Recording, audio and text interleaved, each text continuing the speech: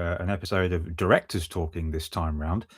And this next guest, I'm absolutely thrilled to have on. I've been watching his YouTube videos on retro movie reviews and other such things, like Cecil does with Good Bad Flicks. And thankfully, he agreed to come on and give me his time, because not only is he the creator of, well, an absolute quantum fuck ton of videos on old school movies, as we'll get into.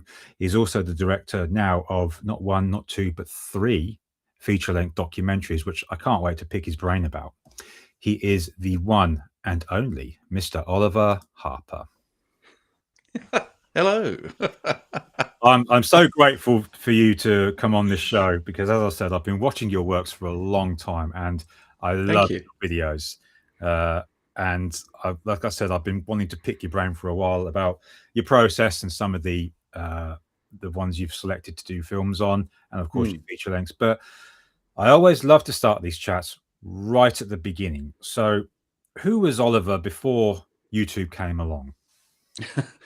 my origin story. Yeah, I was bitten by a spider. And, no, it was before I started YouTube. I was a projectionist.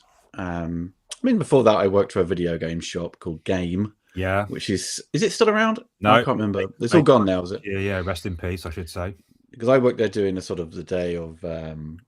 I was there for the PS2 launch and Xbox and GameCube, so it's kind of a good time to be a gamer. Probably the best year of gaming, I reckon. There was that. I don't know. I suppose, yeah. In terms of like new stuff, like GTA 3 was kind of like really mind blowing at the time, and seeing things like Halo.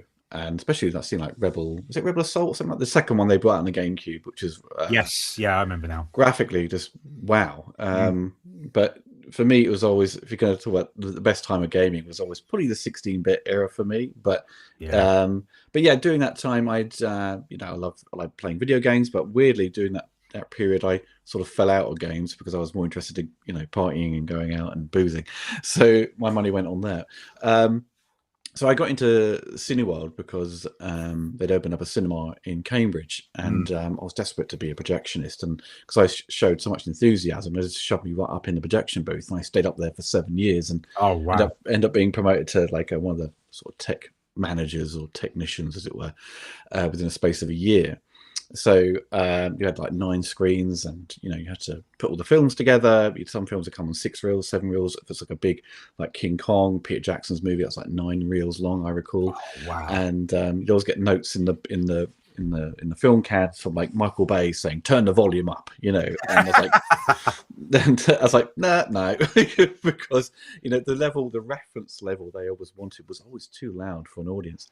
So we had a blast doing that. It was always it paid okay. I was still living with my parents, didn't have to pay much rent. It was just getting there and back and doing working till midnight, because that's how it was with films. They start one at 9:30, 9:45, and finishes at 12:30, whatever. So I stuck at that for a while. Then when it came to digital projection, they didn't need projectionists anymore. And the digital world, everything came on a hard drive, and just installed it into this big server, which I christened Skynet, and just create a playlist.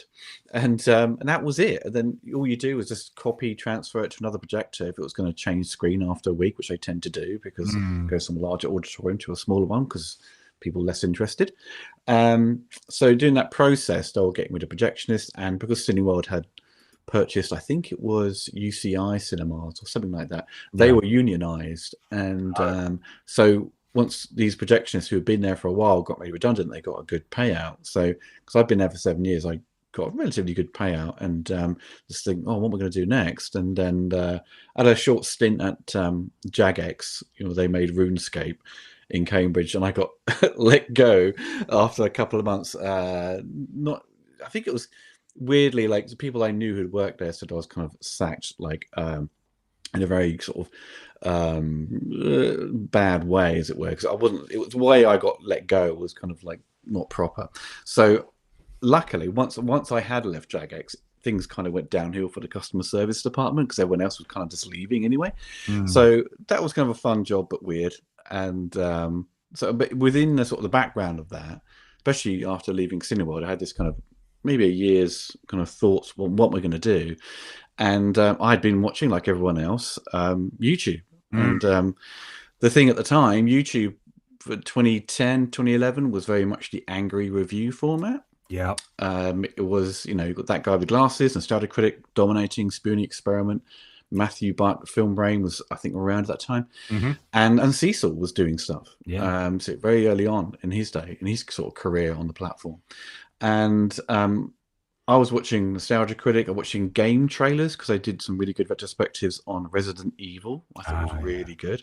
And I being a big movie collector since the late '90s, having got hold of Laserdisc and then jumping onto DVD because once DVD came out, Yep. all the Laserdisc enthusiasts got rid of their players and they sold them off cheap. Nowadays, you have to pay a lot more for Oh, a yeah, pretty absolutely. crap player. Mm. So I was kind of watching this stuff and thinking, well, maybe I should have a stab at this YouTube thing. I didn't want to do the whole angry review format because if you, most of my friends who are fellow YouTubers who are into retro gaming, their backstory is like, I watched the Angry Video Game Nerd, so I did the same thing, right, Yeah. with a different twist on it. For me, it was like, let's kind of do like a sort of documentary kind of thing where I talk about production, the plot, synopsis, visual effects, music. But at the time, very early on, it was kind of wasn't structured that way. It was kind of a little bit like that. But Hmm. over the years, things just evolve, and it turns out how they are now. Mm. I've got a lot longer, and I'm far more confident with how I talk, especially at the time. My early videos in 2011, it's very Yeah. quiet and very poorly done. But no one, the standard that back then was always not great on YouTube. It was Well, always, I think, the novelty was everyone's kind of do-it-yourself sort of yeah, thing, yeah, yeah. right? I, I've said I'll say the same to you as I said to Jake from Jake Save Room when he came on there. Yeah, I love your style of narration because you tend to stick to the same tone, but when Mm, you get humorous, you kind of break a little bit, mm, which I'll highlight later on. But I love Cecil when he does his humor breaks because it's like with I think it's Aspen Extreme. He talks about them hiking up the snowy mountain, but then notices the spot where the helicopters clearly dropped him off, and he goes, "That must have taken away a while to climb up." And hey, they got dropped off by a helicopter. But when you highlight something which you seem humorous, your tone does lighten a little bit, but you maintain a consistent rhythm, and I've always enjoyed that. mm. So my friend said it's the sort of the Barry Norman approach Yeah, I can to see that. reviewing, I which love I that. kind of like, which I loved Barry. So Absolutely. he's one of the best guys at reading an auto cue. It's Mm, made it seem so natural. yeah. Um, but yes, so it was. I covered Superman 4 as like the first thing I did. Then my friend Tim Partridge, who's now got his own channel and done a great video on Ninja Turtles and Steve Barron and the Gremlins movies. Um, but very early on in my career, he was like, "You got to do more. Just do it. Keep pumping them out." So I had no job, So I was like, "Well, I'll do this as a thing, as a sort of hobby and sort of outlet to sort of push my creativity." And things kind of slowly started getting more and more views, and I sort of got into that rhythm and routine of doing these things. And luckily, I was able to sort of make some money from what I was doing. And Yeah. as everyone, YouTube ad revenue is extremely helpful to sort of decide, okay, should I continue this or just leave it as a hobby, or and find something else to do. But I was in a decent position to be able to continue doing it. Mm. Um, and I've had a blast doing it. I've never, I don't think I've got bored of YouTube. I still kind of enjoy it, though. I tend not to read the comments anymore. I do read some of them, but it's like one of my friends who's far more popular than I am. He said if you he hasn't read them in maybe 9 to 10 years, because if you do, it makes you very ill. Yeah, I can understand. So if your whole world is bombarded with comments, No, I get it. so I do try. If I recognize someone I've seen commenting for a number of years, I will try and communicate. But always best way to communicate with me is probably social media or like Patreon. But yeah. No, I like I said, I enjoy your videos not just because you focus on the films and some behind the scenes aspects of it, but you Mm, also talk about aspects linked to those films, such as the soundtracks, the mm. spin-off video games, of which there are some hilarious examples out there, uh, and I think maybe even the comic series of a few of them. Uh, how much each video must take a lot of prep and research before you go into it. Mm. Am I right? Yeah, I mean, early on, because the videos were shorter and I didn't really figure out the format that clearly. It was Mm-hmm. kind of a bit more of a sort of passing comments to thing, or sort of it's like a short paragraph on something to make sure that it was there. But Mm-hmm. now it's very much like, yeah, I want to cover everything. And I do sort of go down a rabbit hole of, especially with video game stuff, when Oh you've yeah. got like various ports of a game, like if it's like Lawnmower Man or Batman back in the day, where you've got, you know, the home computer ports, you've got the console ports, you've got the handhelds. So it's sort of trying to make sure everything's kind of covered, but in a very sort of snappy way. Mm-hmm. But then I sort of evolved into doing just a retrospective on a video game, like I did with Batman and Terminator, where I cover all the games Yep. based around that movie as one separate piece, Mm-hmm. which I love doing because it gives me an opportunity to go back through all those old video game magazines I enjoyed reading as a kid Yeah. and finding out what people thought of them. Sometimes the reviews are ludicrously funny, like in terms Yeah. of like they gave it a 90% when the game is clearly awful. Mm-hmm. Well, some of them are quite fair, you know. So it's an interesting aspect. And I felt like, especially with the soundtrack stuff, film scores are so important. Absolutely. And I think George Lucas once said, like, you know, a film is 50% the score, the soundtrack. And if you take away the score from Superman or Star Wars, it doesn't work as well. No, absolutely. And I love, you know, Jerry Goldsmith, James Horner, and John Williams, and all the other great guys, and those big symphonic scores, and not discussing those with sort of, you know, like how they were made, and my sort of respect for them would kind of be a bit of a loss if I didn't do that. So, and I'm a big soundtrack collector. I always try and see what the latest 2-disc, you know, complete scores being released from a 1980s or 90s movie. Yeah. That I can get hold of. And you know, it's fun using that music to create a video as well, and doing the little opening trailers, because I always liked, because I think I had dabbled a little bit before doing YouTube, like creating trailers and stuff. So it sort of, you know, you sort of learn along the way and get better and better as you sort of see how things work, and with the rhythm and what you can condense down into a story in 2.5 minutes or less than that. Yeah. And that's the fun part. And that's what kind of I try to make my retrospectives unique in that way. How people, you know, once you start, you've got a trailer to it. But some people get confused. But as we've earlier on, and maybe the middle part of my career, people like very much understood that. When new people come in now who have terrible attention spans and been watching too much TikTok and stuff, they can't get their head around like the length of the video and the structure of it. I have to sort of, I'd usually just ignore them, or just, you know, respond and go, look, that's a trailer, you know. Yeah. Well, I wanted to discuss then a select few of the videos you've made for a variation of reasons. What, you know, stood out to me about some of them. But I've got to be honest, at first I struggled to think, well, where the hell do I start? This guy's got an absolute fuck ton of these videos out. But then I remembered when I spoke with Cecil of Good Bad Flicks, if you're watching, hi Cecil, that he influenced a purchase of mine with Night of the Creeps on Blu-ray, because obviously the director's cut had come out of that. And I thought, well, what has Oliver influenced of my purchases? And well, it didn't take me long to figure it out. Life Force. Yep. Good choice. And I've pointed out for anyone, I bought this film purely for the plot and not the copious amounts of nudity in it. I did.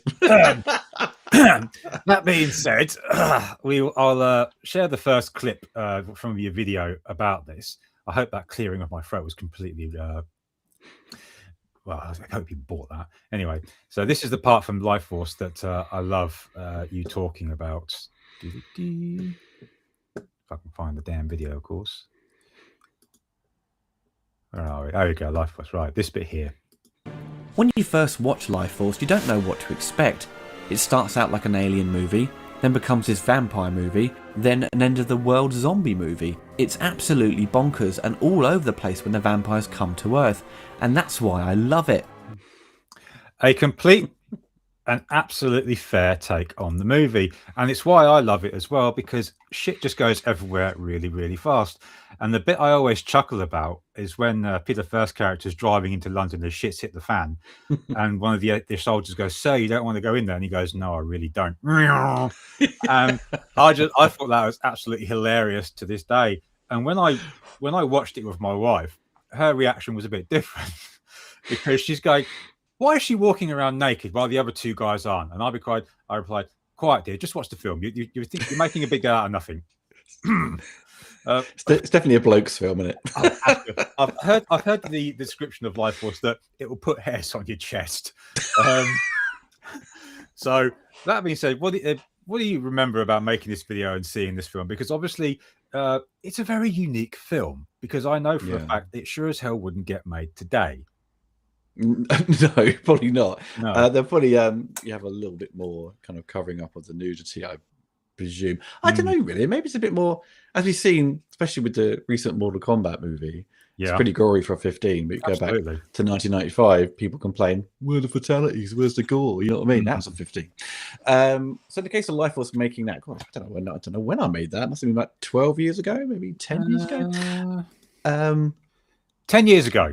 10 years ago. Yeah, so it's quite handy because Arrow had done, you know, a new documentary on the film. It's kind of, so it's quite handy to sort of use for additional B-roll. But Life Force was, you know, a film I discovered years later. You know, it was a film that I had got on Laserdisc, and because I was going through what sort of canon films I'd missed out, and this was like the big budget film they did in 1985 with Toby Hooper, and part of that sort of deal we did Life Force, you did Invaders from Mars and Texas Chainsaw Massacre 2, and all them bombed, you know.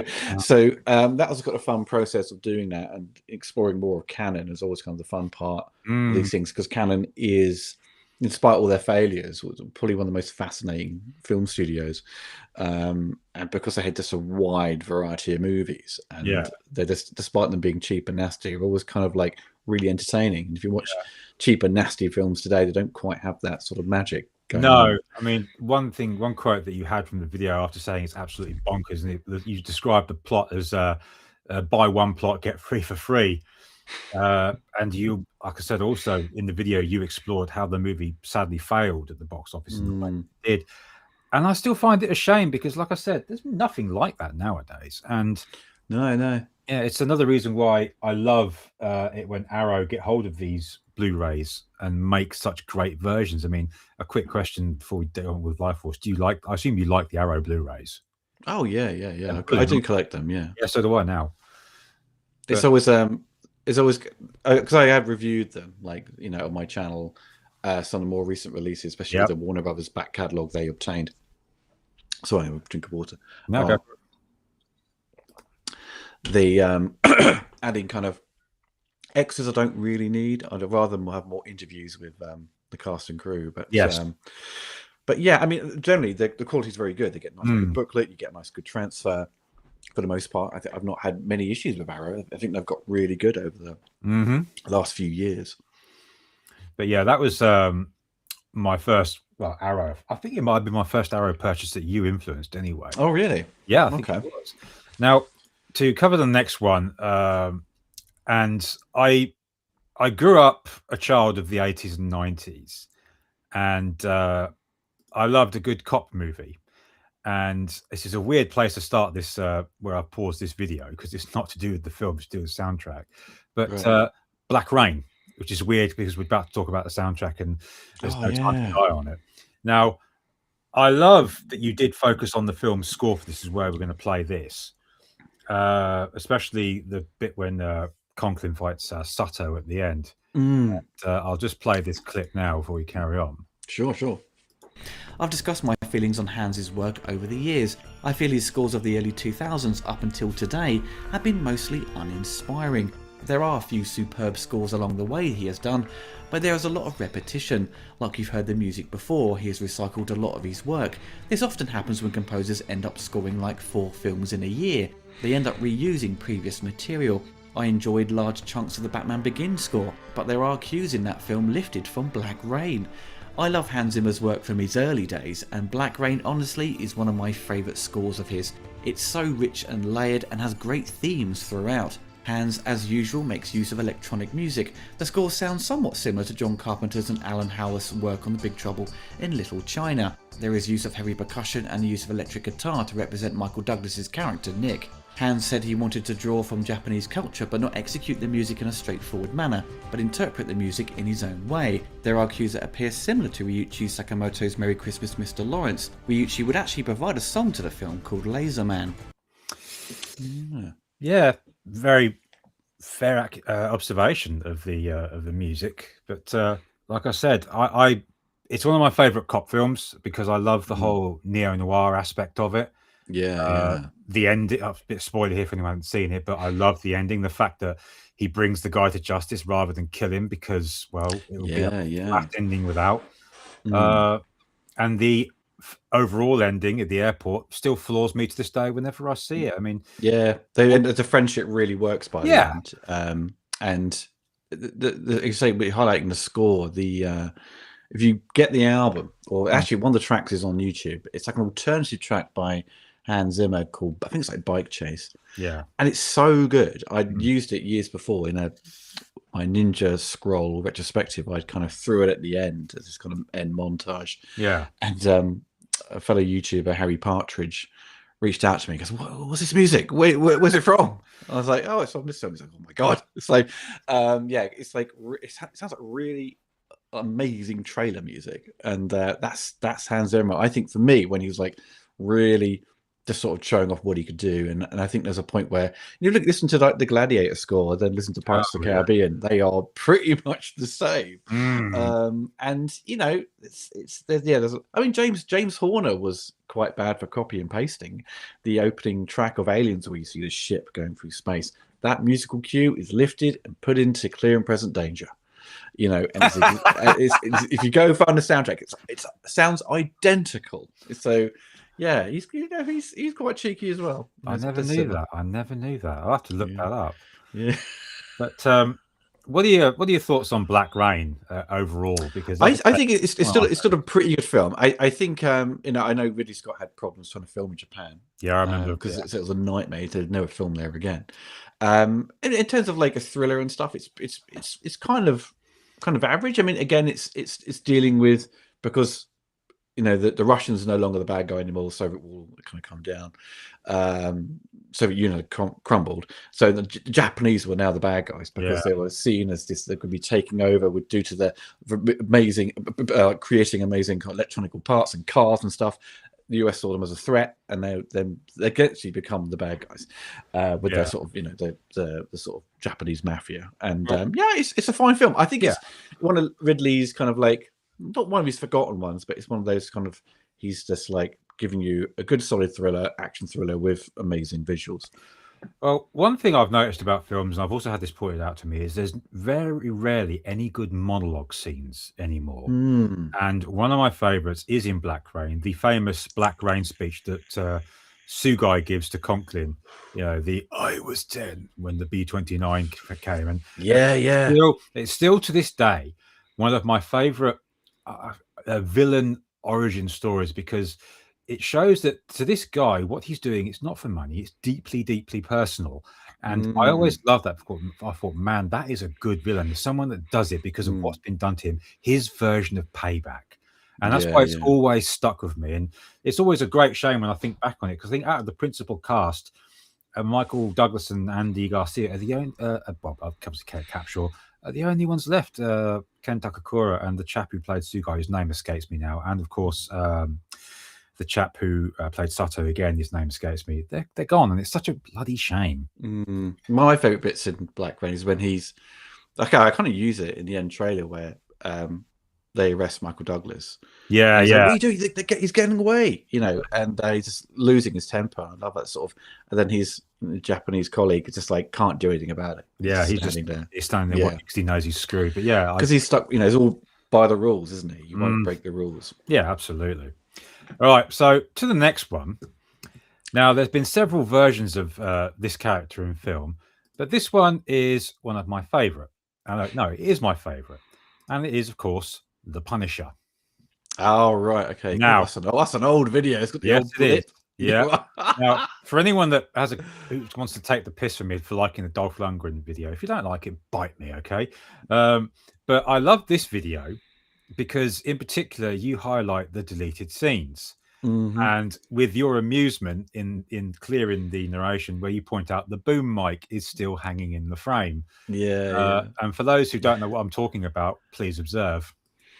There were many scenes that were dropped from the film that showed Frank Castle with his family and living their happy life before the mobsters took revenge on him. The scenes I did find were from a VHS master, and in some shots you can actually see the boom mic. Let's go. No, you go get it. I'll go on the door, Tiger. On the double. On the double. I ever tell you the Mashed story out that with Grandpa plate took me in to the hear? cinema, you know. You mean the time when you throwed up on him? Yeah, that's the one. It's a good story, isn't it? Yeah. Excuse me. Excuse me. Excuse me. Police officer coming through. They should have left more of this in, shouldn't they, in the film? Thanks. Yeah. So this is yours, this is Tommy's, this is mine. Police officer. Going somewhere, Johnny? I'll pause that I there. can't believe I played it so fast and loose with the footage back then. God, I thought it's like it hasn't been copyright claimed, but yeah, I definitely wouldn't show that much today. Yeah. But I enjoyed this video because obviously the quote unquote director's cut has been since come out. And someone put the whole thing on YouTube. I don't know if it's still on here now, but they did put back in a few cut scenes. And what makes me laugh about it is that some of them are in a radically different resolution to the regular movie, if you know what I mean. So there's a couple of times where you see like an extra bad guy getting hit by the bullets going, and it's in a totally different resolution. Again, that's another. That'll be. There's some VHS work print then. Presumably, yeah. But I don't like it when they do that. I just leave it as a separate deleted scene. Yeah. Don't mix HD with SD in a video. Yeah. But I also love that you focused on the score with this film because that it's fantastic. Theme for the main credits, I have always loved it. And it's amazing. Yeah, to this day, it's still one that I like to sort of hum occasionally when I'm doing whatever, because that dramatic opening, da da da da, is brilliant. I mean, one of your shorter videos as well, I've noticed. What do you sort of think when you look back on that video and that movie? Well, firstly, the movie's great. I'm currently writing a retrospective on the Thomas Jane Punisher film, so it gives me the opportunity to discuss the Dolph film again and Warzone, the one afterwards. Yeah. So I've done the trailer for that. I'm just kind of still writing it, and because I've had so many things pop up, like the crowdfunding, the Bloodsport documentary, filming in Germany, and so forth. So it's kind of it's got pushed back a little bit. But the Dolph Lundgren one, as a kid, I saw it on Bravo TV. It's part of a double bill with the Toxic Avenger film. And I enjoyed it, but I still always had beef because it didn't have the skull on his chest. I don't think the skull on his chest would have made it a better movie. No. But it's this kind of, it feels slightly like it's associated by name. Yeah. Only in some places, but the action's great. Oh, yeah. Dolph's really good.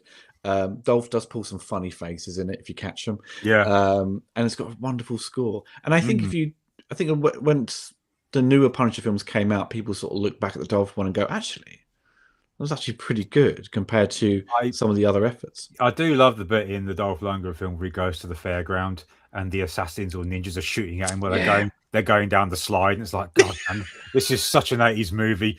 But should have attacked him on space hoppers or something. Yeah, you know? but then on the other side of that, you've got the bit at the end where he's killed the dad, and the boy's going to shoot him. And he says, "Go ahead, do it." And in that moment, to me, he's given this boy a chance to choose his path in life. And because the boy doesn't shoot him, he stands up and he goes, "You're a good kid, Tommy. Grow up to be a good man. Because if not, I'll be waiting." And I thought, love that line. Yeah, it's a good line. Good line. I mean, it's directed by one of the best editors in the business. Mark Goldblatt. Yes, Mark Goldblatt, who had done a film. What was it? Dead. We did with Treat Williams. I can't remember what it's called now. Another kind of another New World Pictures feature. Yeah, but he's like, again, good director, but actually his skill set was like, he was an editor. It's kind of funny because also you mentioned the Thomas Jane version. Last year, I had Jimmy Palmiotti on the show. And he talked about that film because obviously he was involved in the early Marvel Punisher for Marvel Knights. And he said part of the reason that film failed was because I think it was John Travolta said it had to be shot in Tampa, when obviously Punisher is a New York character.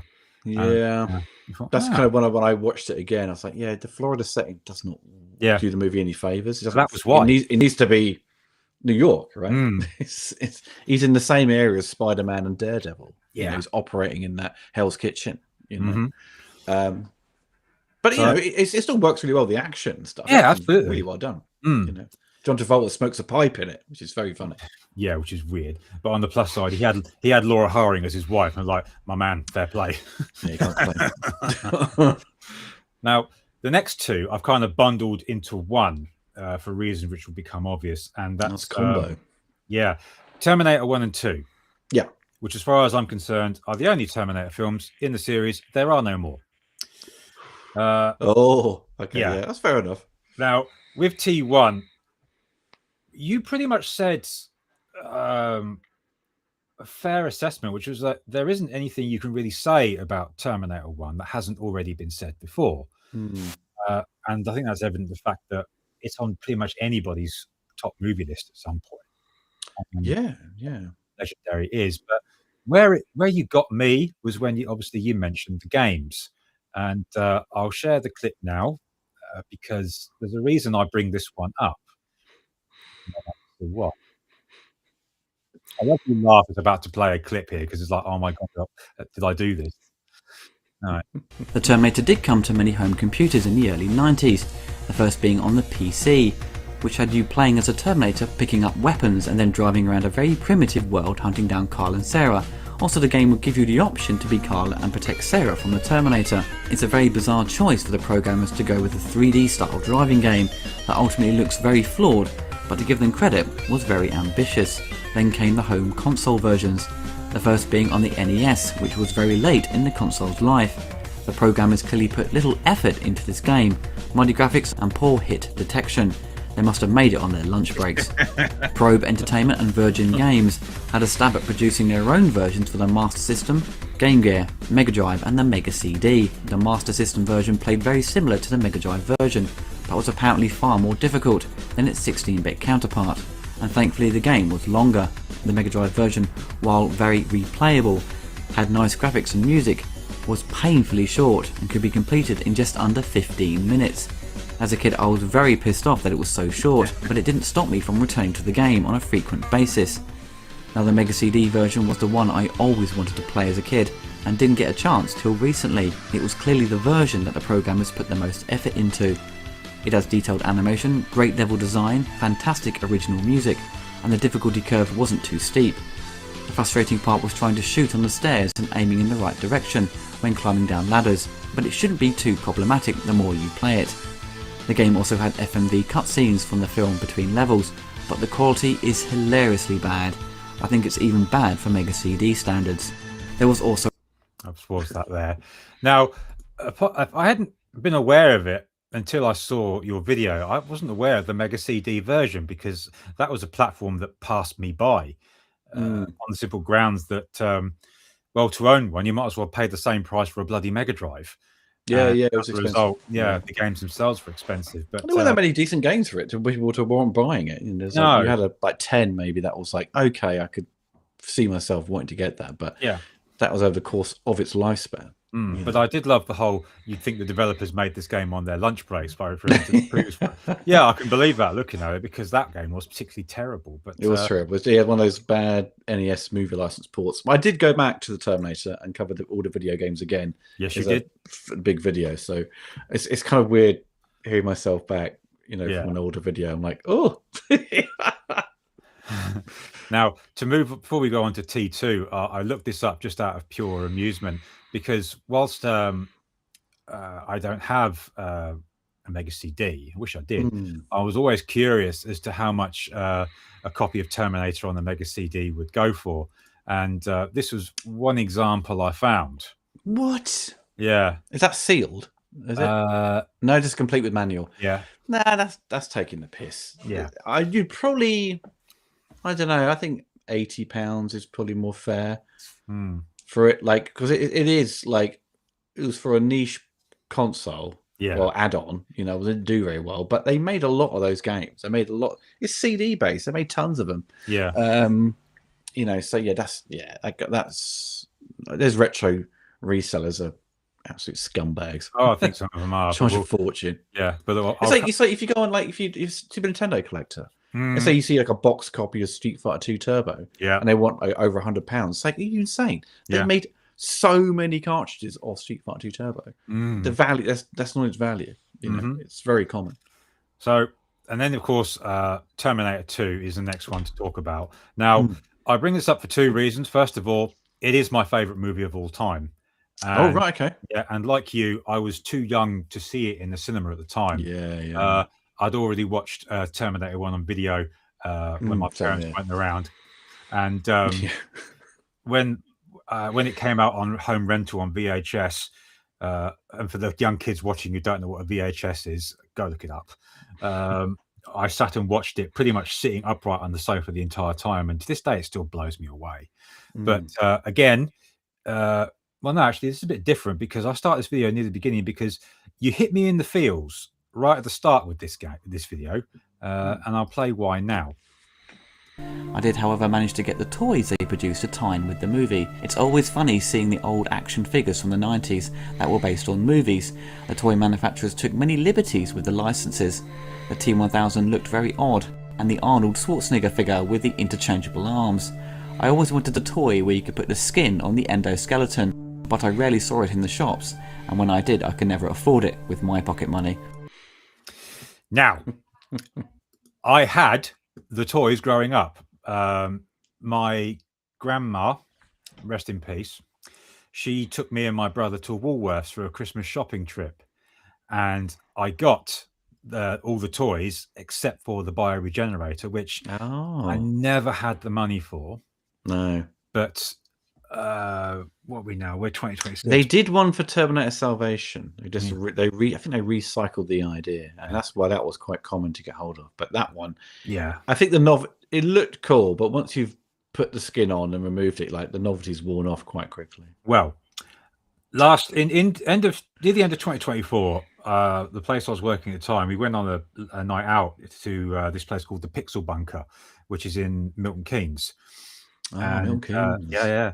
And next door to it, they have a retro museum, which is full of toys and games and all, but it's all for sale. Oh, right. And the bioregenerator was there. And I wanted to buy it, but they couldn't get hold of the bloke who was selling it to get the price off him. No. I never was able to get it. And I went back there last week. So I said, right, if that's there, I'm going to have it. And it was gone. Oh, shit. So, yeah, you hit me right in the feels with, like I said, with those toys because I had them. And like I said, I was a massive fan.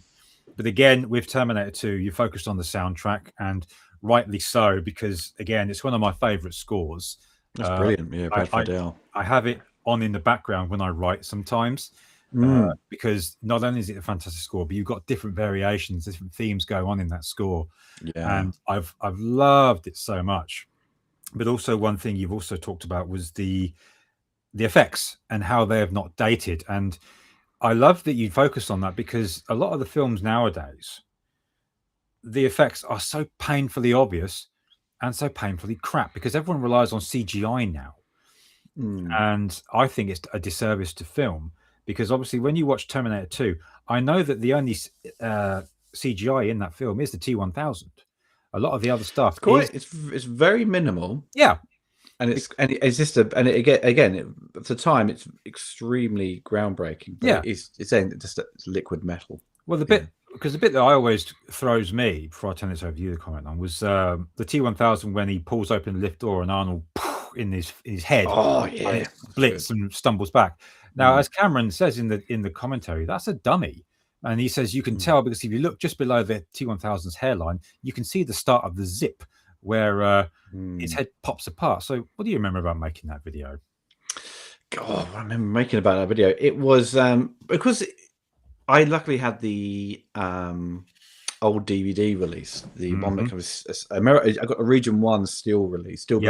I've still got that. Yeah, I've still got that. Slide it in, right? Yeah, because in the UK they bought like it was like a case you put it in, right? Because they ported over the extras of the old Terminator 2 Laserdisc set, which is like one of the best box sets for the format. Yeah, because something that James Cameron had, advocated a lot for. Yes. So it was very easy in that regard to sort of find the stuff I needed to talk about, and because by that point I was, I knew the structure of my videos, and I just loved doing the trailers for that because I got the opportunity to use Brad Fiddel's amazing music to cut to, and change it in a way to sort of make it kind of work for myself, and I, because T2 was such a big deal at the time, it was quite easy to sort of remember what was going on around that time, especially as you mentioned with the toys and stuff, and then eventually the sort of the video games. The video games weren't very good for T2 at all. The arcade was pretty good, but it was a coin muncher, and it was insanely hard. Even the ports to the Mega Drive and SNES were really difficult. So yeah, I mean, it's kind of a funny thing now because it's definitely a film I should go back to redo as a retrospective. It's been a bit of a nightmare with that film with copyright because Studio Canal had claimed it a bit. And I spoke to the guy head of licensing at Studio Canal, and he's actually he's a really nice guy, and managed to sort of release the claims on it. So it's all been like a battle, with different copyright holders. But it's something I should go back to. But I did cover T2 and all the video games as a separate thing, and it's always that debate though. Justin's like, T2 is your favorite film, but I don't know. Do you sometimes flip between the Terminator and T2? Like, do you prefer the Terminator sometimes, or it's always T2? It's nice. T2 will always be my favorite, but I will always love Terminator. Because there's two real standout scenes for me with that. The first is in Tech Noir, where he turns around and he sees her, and his eyes sort of go, "Oh, it's amazing!" Yeah, which is a hell of a moment, followed by Bean pulling the shotgun from his jacket and opening fire. But then you've got the bit at the end where, as they're hugging, the skeleton rises from the fire, and oh shit! And again, you can tell it's stop motion, but I still love it to this day because I talked about it with a friend recently because he sort of said to me, "Yeah, a lot of the old school effects are painfully obvious," but as I've said to him, the thing with these old movies is their beauty lie in their imperfection. And I have no problem with these imperfections because the movies just tend to be a lot better back then, but we'll save that part for the end of the video. But at the same time, I also love T2, like I said, not because it's an amazing movie, but aside from the T1000, I know what's happening on screen is happening. Like, for example, when the helicopter's chasing the bloody van down the freeway, it flies under a bridge, and they actually did fly the helicopter under the bridge. When it flies over the bridge, the pilot narrowly misses the rail of the bridge. So, yeah, I flip between the two, but T2 will always be my favorite because one of my favorite lines in the movie is when John sees the kids playing shooty with the guns, and he says to the Terminator, "We're not going to make it, are we? Humans, I mean." And the Terminator, as if after a moment's thought, goes, "It's in your nature to destroy yourselves." And that's especially with half the events that have gone on since then, and to a degree are still going on now. It's such a accurate line about humanity. So it's interesting with because once they made him a hero, the T2, it was they sort of just repeat that idea. Yeah, and that's why as you said earlier on, he's sort of only 1 and 2 exist, and that's why I sort of have an affinity for the first one because he's the bad guy, and I like that sort of like it was a horror action thriller, so I slightly favor the Terminator now. I understand that. But you're saying about the visual effects and stuff in terms of like stuff now looking not as good. I think nowadays there's certain filmmakers who will do a lot of stuff within camera, but it's the reliance on a lot of green screen or blue screen stuff, so producers or studios can have their comfort of changing things at the last minute. But also because so many effects artists, have been let go or companies closed because they're paying them poorly. So there's less, it's kind of tighter schedules. So people don't get time to fine tune stuff. And it's not the artist's fault. It's always just cutting corners. And you look at films 10 years ago, the compositing was incredible. Like Parts of Caribbean 2 with the villain, the big octopus kind of dude. It's just like, wow, it's just seamless. And compared to stuff today, we're looking at going, oh, that's clearly bad compositing.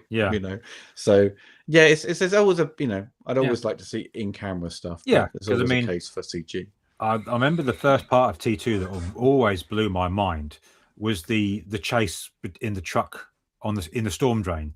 Oh, right, yeah. With a T-800 launches down into his bike, and you've got the musical climbing cue, da, da, da, da, da, da, and then boom, and that was when I was like, "Oh, this is fucking awesome."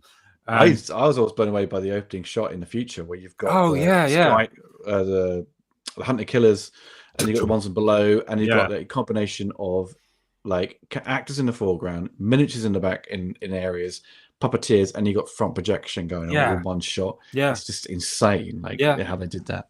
But again, would that happen today? It will be CG. No, it'd be CGI with putting actors in the foreground. That would be it. And it wouldn't be as like the depth of field of it, and like the lighting wouldn't be as like realistic, I don't think. So to go on to a shorter mention, one of your videos, and this one holds a particular fond memory for me, is one that I saw in the cinema when it came out, and that is, of course, 12 Monkeys. Oh wow, 12 Monkeys. Yeah. So I'll play this clip before I carry on. By the end, you come out thinking Cole was insane or Catherine had lost the plot. Many people were left unsure about the film's ending. It's certainly not obvious and happy, but because Cole manages to find out the true creator of the virus, they can send a scientist from the future, and she ends up sitting next to Dr. Peters on the plane. This is, as Cole had indicated in the car to Catherine, that once he finds enough information, they will send someone back to work on the antidote. Yeah. Now, I figured out the ending. Yeah. Now, I saw this, like I said, I saw this in the cinema with two friends, and they hated it, but I absolutely loved it. They hated it? Yeah, they did, yeah. Now, I got the Blu-ray, no, the DVD, and I sat and watched it in my front room one day. And my dad, he came in and he sat down and he started watching it with me. And when the film finished, I just sat there in silence, and he sat there in silence. And then he just simply goes, "So did they do it?" And I replied, "I think so." And that was all we ever said about it, because my dad, God bless him, he's a man of few words on some things, and that was one of them. But I've always enjoyed the ambiguity of that film. But also, I love Terry Gilliam, and I haven't got it to hand, but I have the Arrow Blu-ray of this, and they actually ported over all of the extras from the previous release, plus I think one or two extras. But what are your thoughts on this one briefly before we move on? Well, 12 Monkeys was like, Gilliam, I suppose you could say, like, hired for work sort of thing. Big studio picture. So to sort of get him back on track because he had too many kind of commercial failures. All of them great films though, like Baron Munchausen was, one of the biggest bombs, but it's so well made, so funny as well. I saw it in the cinema. Did you? Yeah, me and my parents and younger brother went to watch it in the cinema, and I loved it. I would love to have seen that. That was great. 12 Monkeys, I don't think I've gone back to watch it since I covered it. It is, again, like beautifully photographed, typical Gilliam, great sense of humor. Brad Pitt playing complete psycho, which is really funny. Yeah. Bruce Willis, behaving and, and, delivering a good performance and not being difficult on set. I think he probably had a lot of respect for Gilliam. But yeah, it's a great sci-fi film. Actually, watching that clip, I just thought to myself, I might watch that again tonight. See what the wife says. Yeah, we've seen that. Well, no, we haven't. Not for a long time.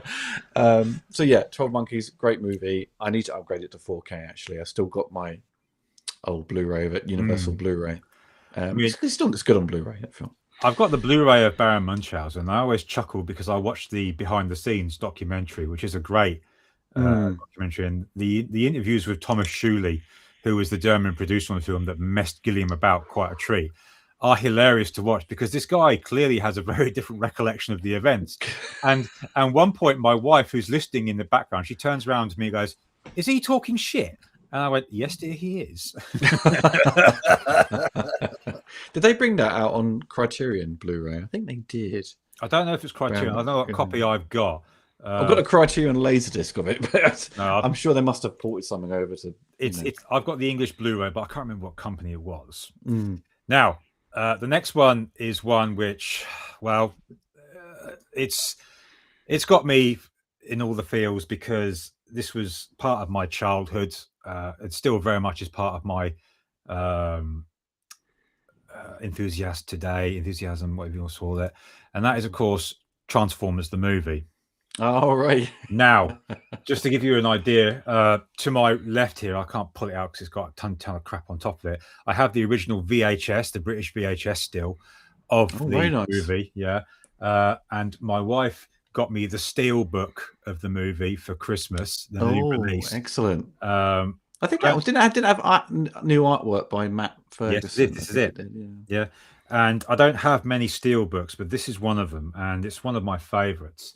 And above my desk here, I've got 2 of the Dinobots happily watching me as I write, as well as Bumblebee. But this one still is very much. And also I should point out I have this because Image Comics did a new series of it, and I have the variant cover of issue 1 that's signed by Peter Cullen. Wow. Yeah, and Optimus this is Prime himself. Yes, sir. And this is pretty much my holy grail. And this happily sits on my desk as I do my stuff. But I'll play this clip before we continue.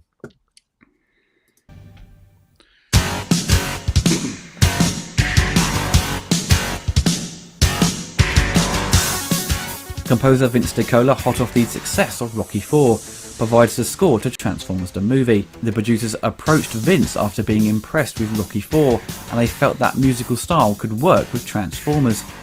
He had a tight budget, composing a lot of the music to storyboards and unfinished footage, but managed to get all the music done on time. Much of the score does sound very similar to Rocky IV. You could argue it sounds like a bit of a cut and paste job. There is certainly a lot of music that is original, but you can clearly hear the comparisons. Vince is very proud of his work on the film, and so he should be. It's a fantastic listen. It's perfectly enjoyable to listen to by itself, and I often play a number of tracks in the background when I'm working. Vince says the film came and went very quickly, and didn't do much for his career at the time, but now he has gained more fans over the years. Yeah. Now, what I loved about your video on this, because as you said, you kind of didn't experience it the way a lot of us old school Transformer fans did. Yeah. Years later. Yeah, but you were fair in your criticisms, especially when you pointed out certain parts, like the animation not matching up in places, like it was being done by 2 different studios. I can see it a lot now, and also obviously RC being very much modeled after Princess Leia, and the bit when Megatron amazingly pulls a lightsaber during his fight with Prime. I always chuckled at later on in years. I also chuckled at the fact they only have one female Transformer. She's pink, and they call her RC. For those who don't know, when a bloke in Britain is saying a woman is RC, that means she's being a pain in the arse, a bitch, or words to that effect. So it's got a double meaning over here. But it's still got a big place in my heart to this day, because it was such a bold story. Having to kill off Optimus Prime the way they did. I think that's a nostalgia for many people of a certain age. That it was kind of shocking to see a character being killed off in a cartoon, which obviously they had to change.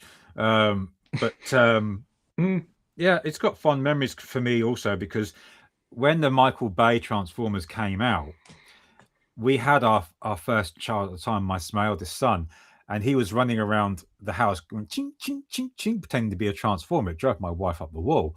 And I said to him at one point, because I had the Transformers on DVD, this was long before the new Blu-rays of it had come out. I said, do you want to see that version, what we had growing up? And he said, yeah, daddy. And he sat next to me on the sofa as we watched it.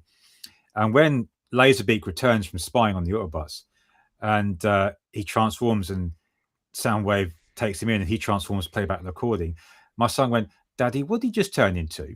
I said, it's a cassette player, mate. And he goes, what's a cassette player? I thought, oh, for God's sake. That was the first indication to me I was getting older. So what do you think back on this video and that movie before we move on? Because I have to say also, you did cover the games, and there's very rarely been a good Transformers game, because you mentioned the C64 one. I had that, terrible, and it games. Was crap. So it was bad. But the best Transformer games were like what was one on the 360? Is it Fall of Cybertron? And those are fantastic. Yeah. They're so good. And the annoying thing is they're not compatible with the new console, so you can't No, play it. no. So you've got to drag out your old console, to play the bloody thing. Mm. I try to remember back to that. The weird thing is when you sort of call me up on these old videos, like I was talking to Rob Hill, the Bad Movie Bible, where people will quiz him about stuff from 10 years ago. Because me and Ollie, we're both experts for a week or two, and then once it finishes, we're on to the next thing. I'm an expert on that film now. So trying to remember back to then, it was, as you say, because it wasn't my nostalgia. So I had to sort of look at it with a sort of, being respectful to what people thought about it at the time and sort of be realistic. Like, that's the thing with animation, when you, especially watch these older cartoons, especially Transformers and Thundercats being a prime example. Yeah. During COVID, I went, I'm going to rewatch Thundercats. Mm-hmm.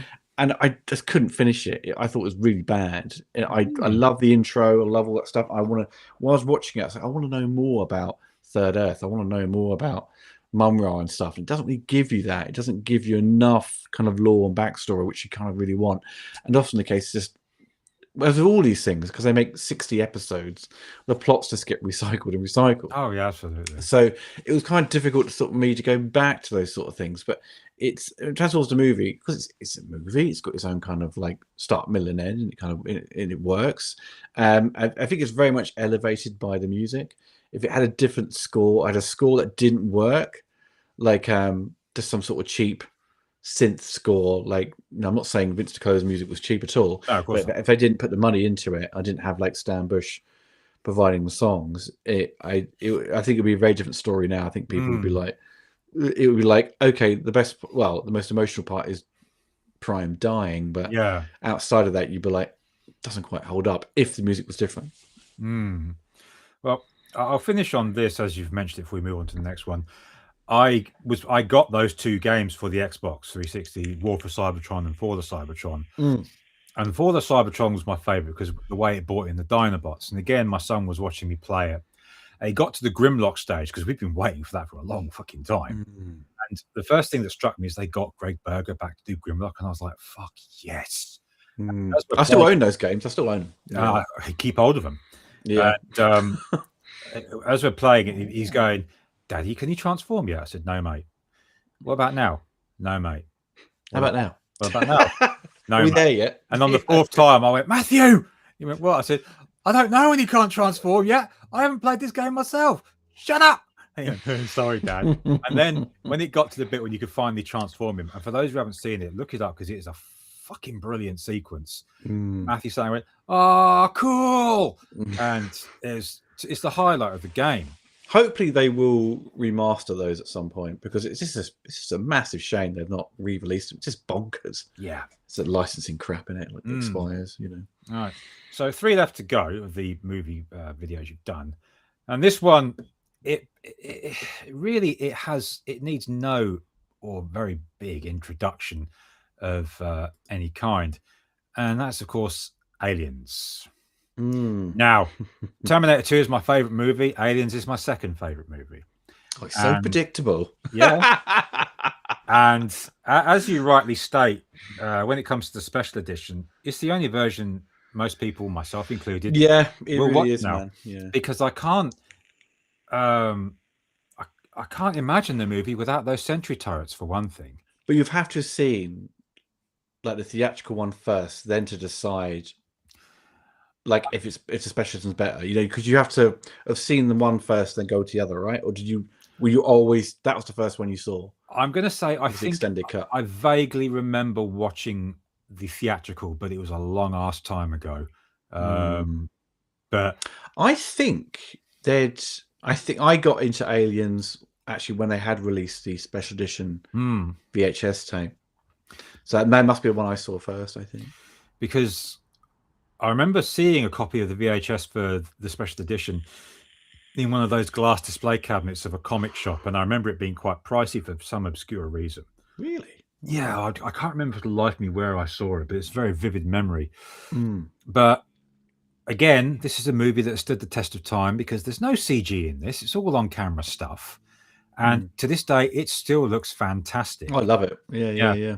And I always laugh the part where you talk about the culture clash between Cameron and the British crew when the tea break came, because as you say, us Brits can't function without a cup of tea. And for can't. and for the American watching, you better fucking believe it. Yorkshire tea as well. Yeah, and again, another movie you focus on the score, because that's another one I listen to when I'm writing, because again, so many different moods, and that climactic escape from the planet has been used Countdown so music. many times. Every trailer had it, didn't they? During the 90s, it was mad. And it's one of the reasons I backed this. Right, yeah, because obviously we're going to get onto this shortly, but these crowdfunded, I like to call them fan documentaries. I don't know if that's a correct term or not. You can be the judge of that. But I always love these fan-made documentaries because they highlight stuff like this. And yeah, I'll get to the bit I'm going to focus on this because, again, you kind of talked about this earlier, but here we go. Aliens got tie-in games released across a number of platforms during the later part of the 80s. For the 8-bit microcomputers, there were 2 releases, one developed by Software Studios and the other by Activision.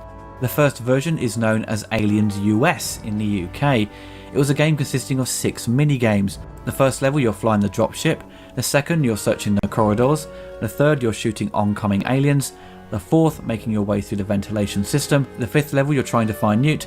And then the final level, you're facing off against the Queen. Reviews were certainly mixed when it came out, but it seems to have received more favourable reviews over time. The second release was a totally different game. It had a first-person perspective as you switch between the characters as you search the colony and try and kill the aliens. I played it as a kid, and it was pretty intense, but it didn't really offer much variety in gameplay. But it was a unique game for the time. The reviews were strong when it was released, and it's certainly worth giving a go for a quick playthrough. Aliens also turned up on the MSX console, developed by Squaresoft, titled Aliens: Alien 2. It's a standard platform game as you play as Ripley. You make your way through various stages in an attempt to find Newt. You face off against a Queen alien who pops up as an end boss on many of the levels. With it being released in 1987, the graphics aren't too bad. The animation and detail is pretty good, so it would be worth giving a go if you enjoy your retro games. For the arcades, Konami released a 2-player action game in 1990. It was a fun and enjoyable platform shooter that took many liberties with the license but didn't deter anyone's enjoyment of it. It was a serious coin guzzler, so don't expect to complete it on 50p or £1. It was never ported to any consoles or computers at the time, so it remained in the arcades, but you can easily emulate it on your PC or Apple Mac. Now, very, very fair assessment of the arcade. In fact, I'd go as far as to say I think you were being a bit generous with calling it a coin guzzler. Me personally, I called it a robbing bastard. It's typical Konami. Oh yeah, because there was no way in hell you were going to beat that in the arcade. And as I mentioned before we started recording this, I have a Raspberry Pi with a retro system built into it, and I have Aliens Arcade on this, and I played it with my son, my youngest son, and we beat it. And he was astounded by the amount of times we died before we got to the end. And I had to explain to him, yeah, mate, this game was built to milk kids of their coins. There's no way anyone was. Because most have only seen the first level. Yeah. It's like Ninja Turtles arcade. Yep. You probably would have seen the bit after you do the first boss where, April's there, Rocksteady comes up or whatever through the thing, and they escape. And that was kind of it. You'd often run out of money by that point. Yes. But like I said, because I have it on Raspberry Pi, I finally got to beat it. So Konami, if you're watching this, So anyway, what do you make of Aliens and the universe that it spawned? Because obviously we have to mention at some point Colonial Marines on the on the 360 and PS3. I mean, what are your thoughts on it before we move on to this one? Aliens I think it's still a masterpiece, that film. I think it's a brilliant sequel. Extremely well made. I love the visual effects in that. People call out the sort of front projection stuff where the ship crashes and Ripley goes, run! And then I think it's incredible, that stuff. It's fine. The frustrating thing about it is it's Cameron not really giving us the version that was presented back in the day, because all the color's been taken out. If you look at the when I reviewed Aliens in 4K, it was clearly an upscale of the the original Blu-ray, and he's kind of used AI to sort of smooth over the things and sharpen stuff. And when they did the Blu-ray, what was it, 2010? Was it around that time?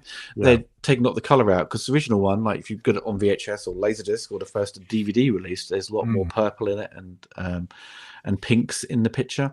I think that is kind of missing. But in terms of like this is all technical waffle. But in terms of expanding the lore of it, I think did a really good job in introducing the Queen, and it kind of made everything kind of made sense. And since then, they've not really dabbled back with the Queen. It's either because Ridley's in control again. I don't think he was fond of that idea, and they've kind of gravitated towards about perhaps the way in which the alien would take a host, and then they'd kind of, I don't know what you did, dribbled on them. They'd fall to an egg, and that deleted scene from Alien. That's kind of the thing now. But I think, Cameron was an incredible achievement at the time. For such a little amount of money he was given, it was a pretty fair budget for the time, but it was, he achieved a lot for what he was given. And I still think it's one of his best movies. I've got very mixed feelings on what came after it. Yeah, of course, yeah. Alien 3 upset a lot of people. Well, yeah, upset me too. But at the same time, I can appreciate it for what it is. Yeah. Alien Resurrection, okay. It's a so-so action movie. Yeah, the Aliens versus Predator movies, for me, I didn't like the first one, but I like the second one because because I know it sounds stupid. Can you actually see anything in that film? That's the problem. I have to watch it in a pitch black room. Make the brightness up. Yeah, but I don't know why I enjoy the film, because I find the deaths funny. It is. It's the thing. AVP2 is just schlock. It's proper schlock, and with all its faults, and there's a lot of faults. The best thing about it is the Predator. Yeah, because he does really good stuff. I mean, and it is a reaction to AVP1 because everyone complained there wasn't the lack of violence. Yes. So they really amp it up, and it falls into bad taste. In that film. But it's just, they've got an amazing cinematographer who shot Texas Chainsaw Massacre filming it. It's just like, what happened with the grading? I know. But like I said, the action, I find the action fun. And the final quote unquote boss fight between the this becomes like WWE, doesn't it? I hate that they called this thing the Pred Aliens. It was a stupid name. I always refer to it as the hybrid. And I always love that final fight, because the bit where the Predator's like that and with his spear, I love that shit. But then obviously, like I said, they never did anything else with it, so it's a guilty pleasure. But then you can put it, do that. But then Prometheus, I thought was fucking stupid, especially the way Charlize Theron bites the dust at the end. Just roll out the way. Cinemas, I'm just going, roll to your left, for fuck's sake. Covenant, I don't even know what to say about Covenant. The only bit, what best way I can summarize Covenant, someone did a video on YouTube where the bit with me. No, not you. It was somebody did a video of the part where she's trying to shoot the alien in the bay of the shuttle, and she shits the gas tank and blows the whole ship up. And somebody put yakety sax over that, so you got that and it fit. And I thought, that summarizes the film perfectly for me, because also I hated the fact that these people go on this planet without masks on, and then they get infected because the shit goes in through their ear. That's the annoying thing, because in Aliens, you haven't got characters doing stupid things. Yeah, I fucking hate that. They can make mistakes just due to like human error and panic, right, to a certain degree. But they're not, like in the case of Prometheus and Alien Covenant, it's those classic tropes in a horror film, where they have characters in situations where they make just silly mistakes, which kind of just often destroys their characters. For me, and you don't watch it and go, "Oh, I feel sorry for that character." You just go, "Yeah, you fucking idiot. You killed yourself." You don't care. And that's the same with AVP1. You just don't care about the characters. That's a problem. Now, what you've just said there is perfect for this next one. Because one more will go after this. Now, as I said, I was a child of the 80s and 90s, and I grew up loving disaster movies. And my favorite disaster movie, because again, this is one I saw in the cinema, was Dante's Peak. Oh, Dante's Peak, yeah. Now, the reason I realized that I liked this film more than the fact that when the shit hits the fan, it's very well filmed. Because again, I think there's one instance of CGI, which is the lava. Yeah, most of it's all miniature. Yeah, but the reason that I like this film the most is because not only do I care about these characters going into it, but the film also gave you time to get to know these characters. And obviously Dante's Peak is a fictional town, but I remember sitting there thinking, man, I could live in a place like this, which is obviously a stupid thing to think, obviously, what happens in that film.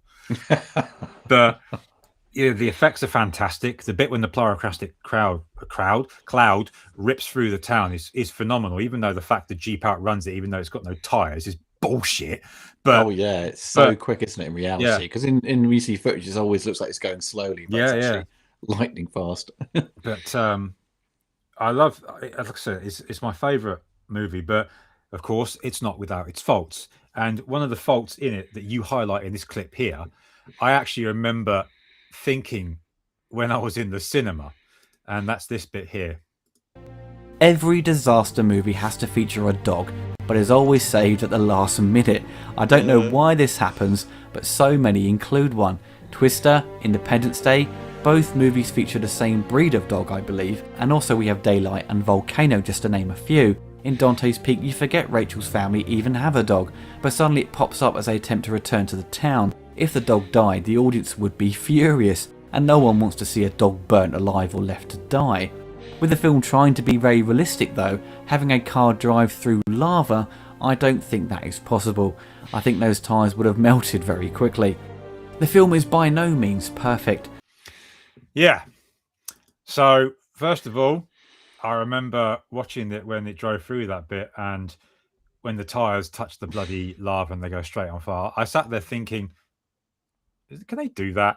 And then as it's progressing and I see the dog just randomly appear on the rock, I'm going, oh, how the bloody hell did the dog get there? But having said that, you compare it to films like Volcano, which was utter toss.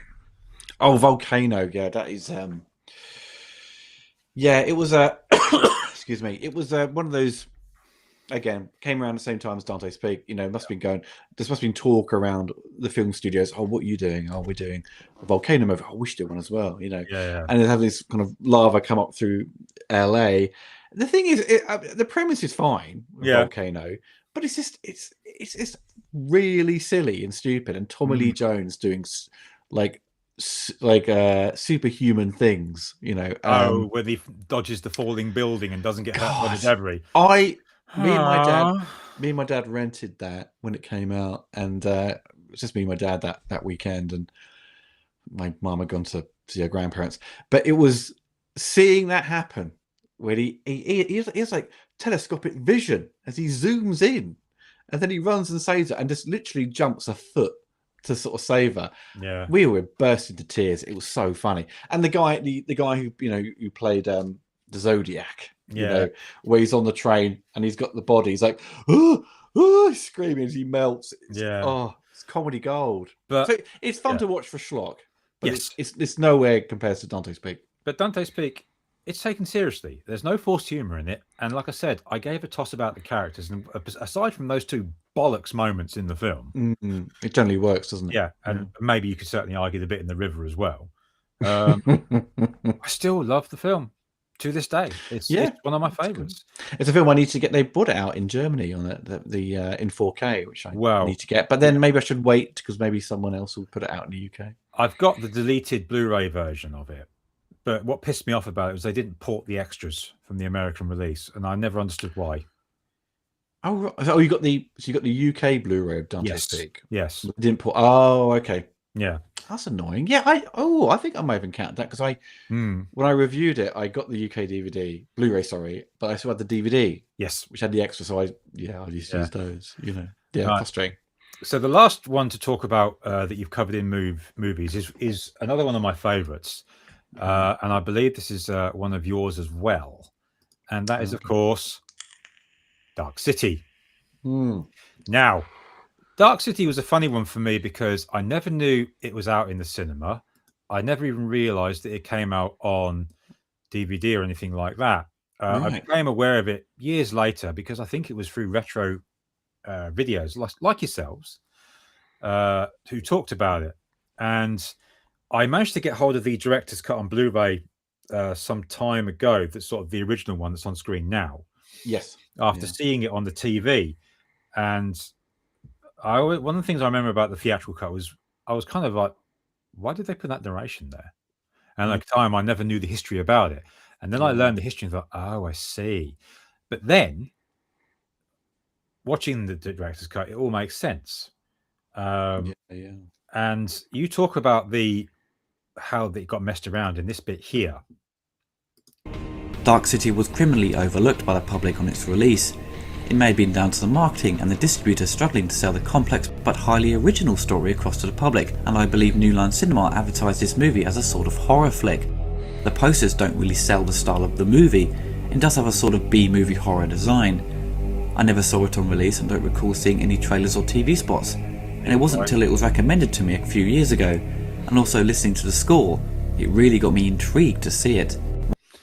Now, you mentioned that in the first video you've done on it, and I highlight that because you then did a follow-up where you reviewed this. Yeah. Now, I know you've got the 4K version. Me, I haven't got the 4K player, so I stick with regular old Blu-ray.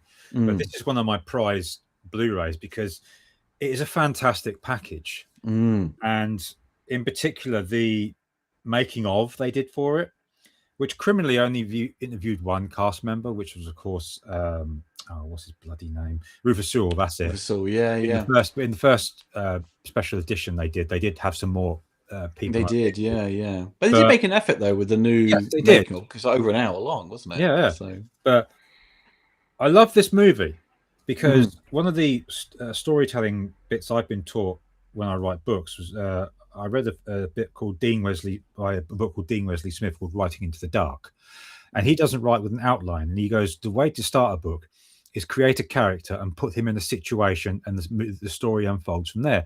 That's what happens with Dark City, and that's why it's one of my favorites, because you're learning what's going on at the same time he is. Yeah. And you go along that journey with him, don't you?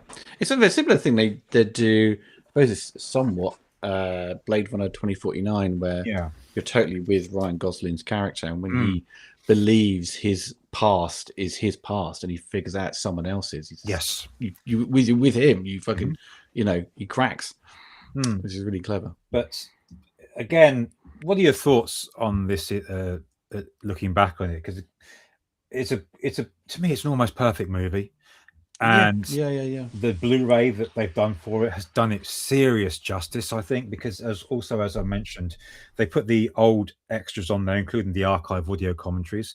They also got Alex Proyas to do a new commentary, which I haven't listened to yet at the time of this recording, but I'm keen to see what he says in it. So what are your thoughts on this before we move on to the next section?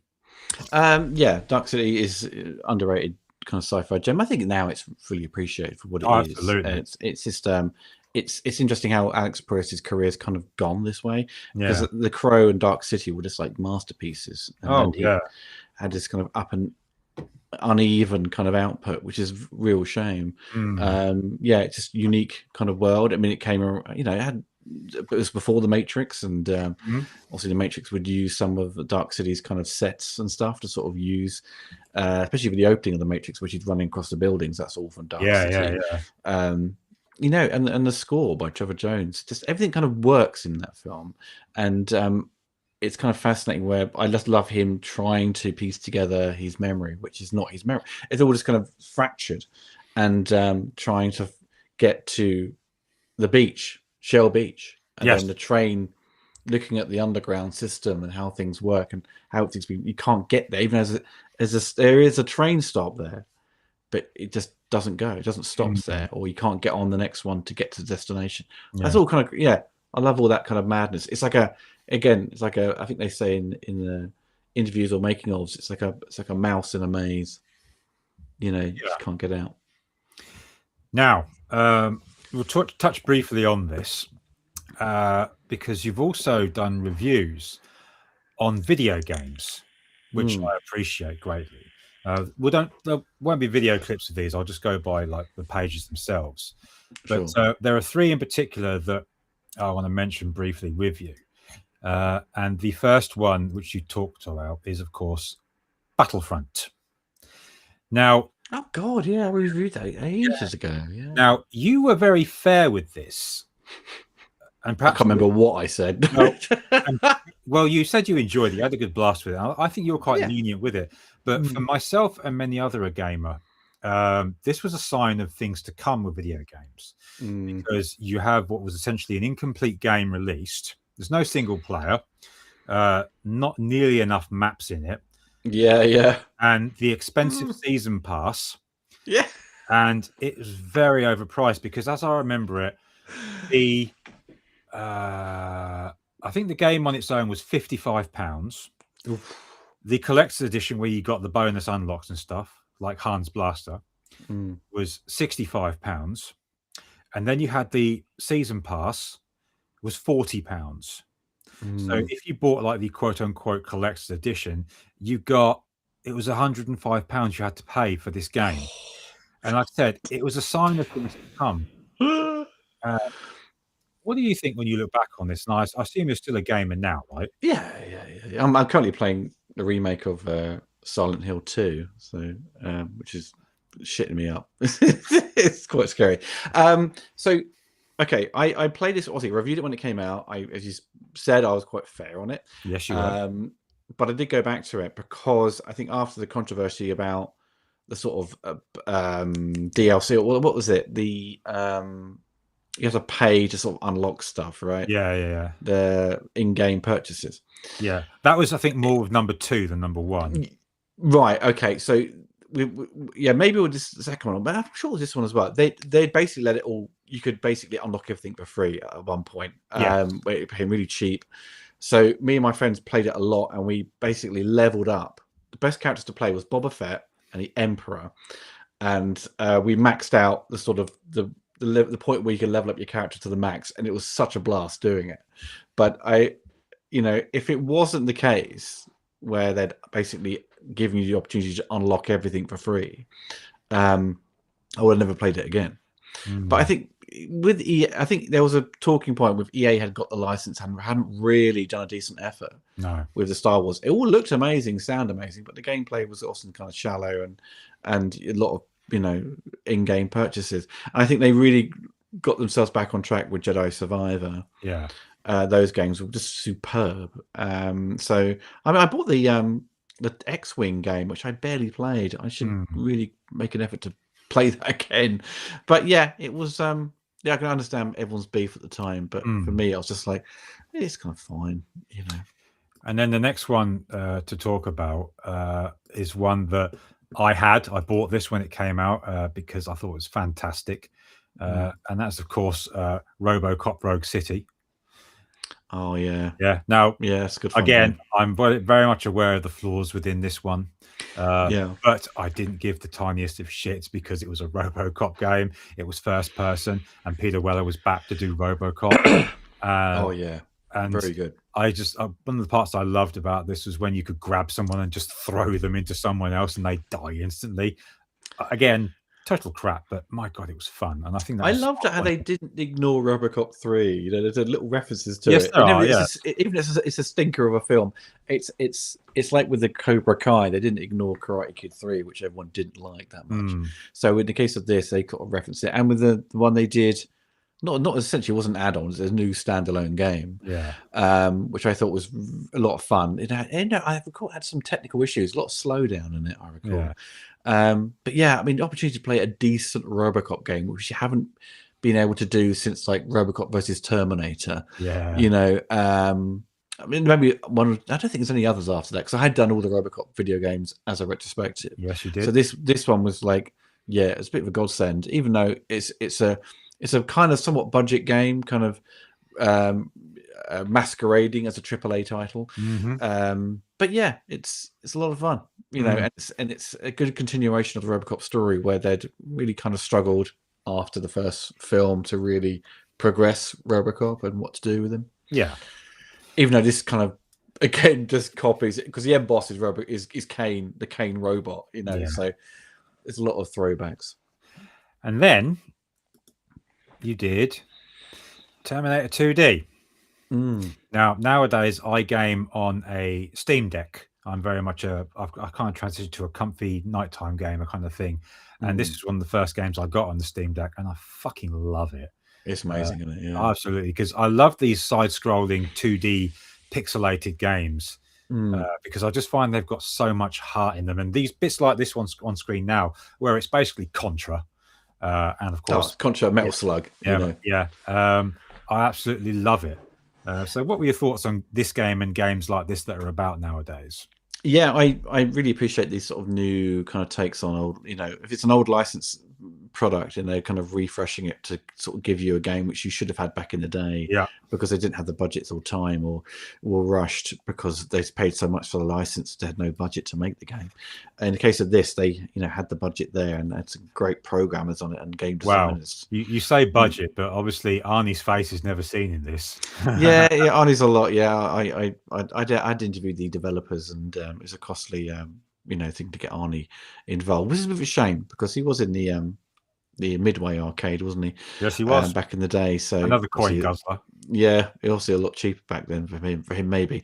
But in the case of this, yeah, brilliant version of it. I love it. It's kind of 2D. It wasn't, because we had so many 3D titles of Terminator, all first-person shooters mostly, and it kind of gets a bit tiring after a while. And Terminator kind of shows you it kind of works really well in the 2D format. Yeah. So as a side scroller. Yeah, and actually the developers are working on a He-Man Yes, I've seen that video game which I tested recently. So tell me it's good. Oh, it's very good. Oh, it's on my wish list. It's on my wish list. Yeah. It's very good. The director of the game I know the director of the game, so it was kind enough to let me play a bit of it. Oh, brilliant. Yeah. Now we come to near the end of this now, and you stepped into feature-length documentary territory. First of all, In Search of the Last Action Heroes. Now, this was obviously a Kickstarter. I think it was your first. Yes, it was. Yeah. Of a 15,000 goal, you raised £42,048. Talk to me about this as much as you want, from inception to how you feel with the end product, because I'll be honest, I missed this Kickstarter, but I caught it later on because I believe it's on Amazon Prime now. Yes. And I love this documentary, man. Talk to me about it. So yeah, I was contacted by, it was actually a patron of mine, Robin Block of Creative EC, and he had come from the TV world. I think he distributes some Blu-rays or DVDs at a time for a company called Revolver, I think. Yeah. But he had, liked my stuff and wanted to see if I would pursue an idea of a documentary, and we sort of figured out like the most popular movies on my channel were action related, so it kind of made sense to do that. And I wanted to sort of dabble in the idea of making something feature length, because I'd done a documentary with my friend Tim Partridge about Superman 4 and its shooting locations, making use of Milton Keynes and shooting at Elstree and stuff. And we thought it was fascinating how at the time the goal was to sort of replicate America but within the UK. So that was, again, that caught the attention of Robin. So we sort of worked together to sort of develop this idea about celebrating his action movies. And for me, it was just sort of, with thankfully, Timon Singh, who wrote the book Born to be Bad, had contacted us and said, like, wanted to get involved. And because he had written this book, he had a number of contacts with these actors and directors and producers. So it made it an easy process to sort of put this together. And we filmed it over a couple of months, getting all the interviews, and long process was editing it. And I brought on my friend Michael Peristeris to sort of help with the kind of half of it, and I do one half, you do the other half, and we sort of make adjustments throughout, like a sort of putting a puzzle together. And I was very happy with the end results. It was reviews wise, it received pretty glowing reviews, and my friends went to the premiere, who had, I don't expect my friends to sort of watch my stuff. I'd never say, you've got to see what I've made now. It'd be quite embarrassing. But some of my friends do watch my stuff, and they were, well, those who hadn't and attended were like kind of blown away. And my dad was very proud of it. And he said, yeah, I enjoyed it, Oliver, 10 out of 10, but too much Van Damme in it. My dad doesn't like Van Damme. Oh, But because this documentary had a section on Street Fighter the movie, I quite enjoyed doing that section. I thought, well, wait, what the next thing I do? Maybe I should do Street Fighter, because Street Fighter was such a big deal to me as a kid. I'll get into that. Yeah, so that was kind of, I thought, well, that will be the next step for me, was to explore all of the video games of Street Fighter 2. Yeah, and that took a while to sort of, and that was maybe a 4-year gap between that and this documentary, just because it shows you they take time. Well, I like to think that this documentary kind of kickstarted the whole fan-created documentaries thing that we've got now. I suppose it did, didn't it? Yeah. Because obviously you got that. I mean, to go through my collection here, because you've already seen obviously Aliens, but I got the FPS documentary. My friend Chris had co-directed that. Yeah. And I got Terabytes. I never saw Terabytes. No. I like this one. But then I know you know this one, because I'm pretty sure you were involved in that as well.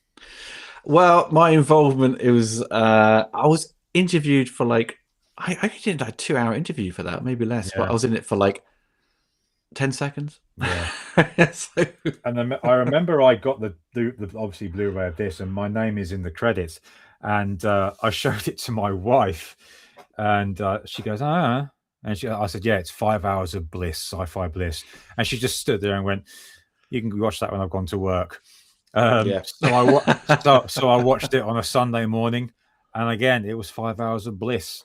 But I love these fan documentaries because it's quite obvious no one gives a toss about the length, because you squeeze. Well, I think they should do, to be honest. That's my problem with them. I disagree. They have terrible pacing issues for me, in my opinion, my humble opinion.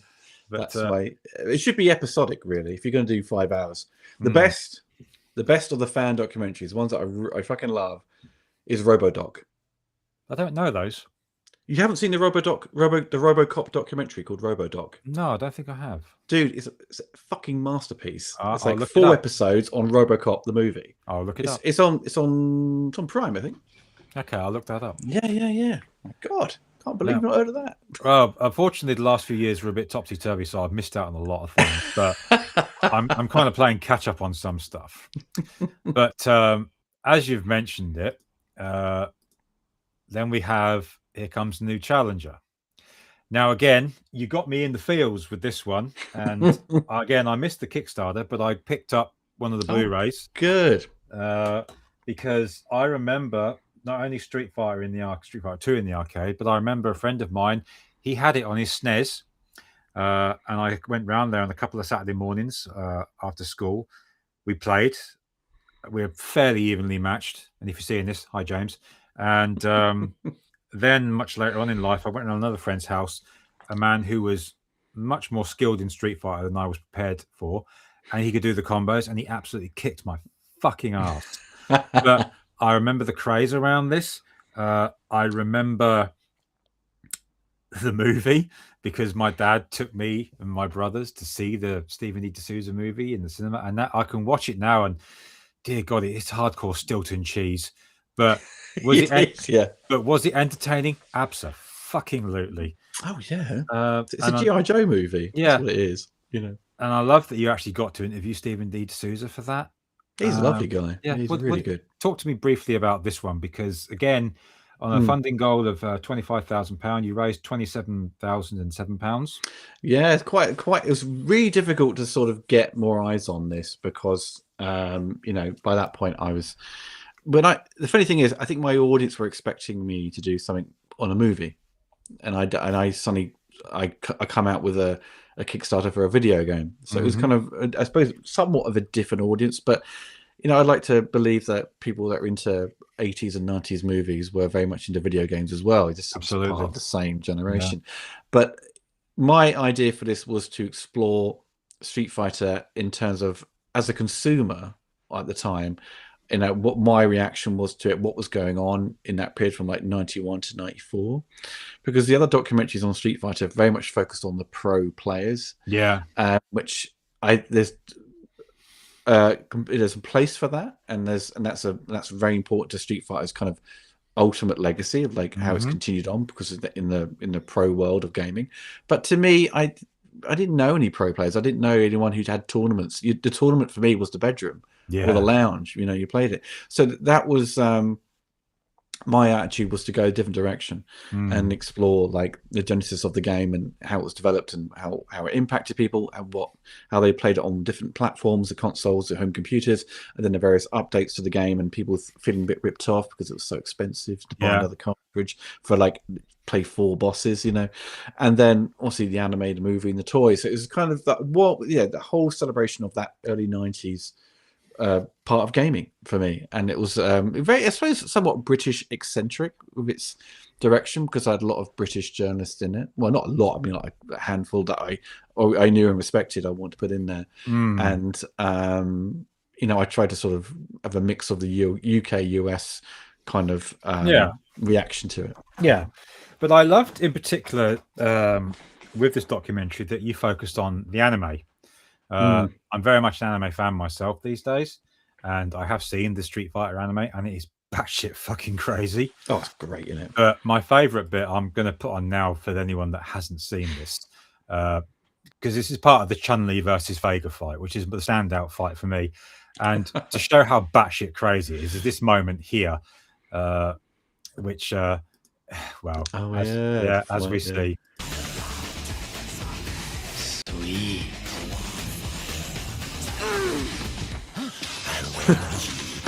Oh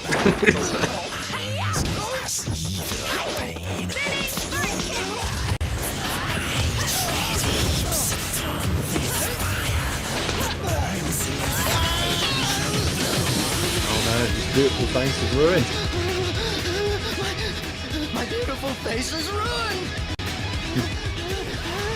You bitch, I'll make you suffer! Yeah. Now, I always love the fact that this petite woman is able to pick up a sofa and launch it at him, which is fucking hilarious. And then you've got the spinning bird kick shout, which you think when you hear it.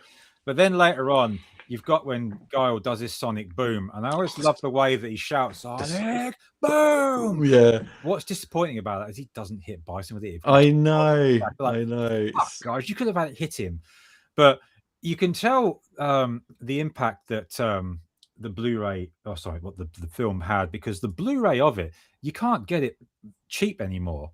And again, to highlight an eBay listing of it, you've got it going for this. Oh, that's the old manga one though. That's the old. Yeah. You can get because they the Discotheque, I think it's called. The US released it on Blu-ray and 4K. Yeah, but it's not. I've got the available 4K one. Is it available in the UK though? Because I couldn't find it. Well, you can just import it, I suppose. Go to Amazon.com.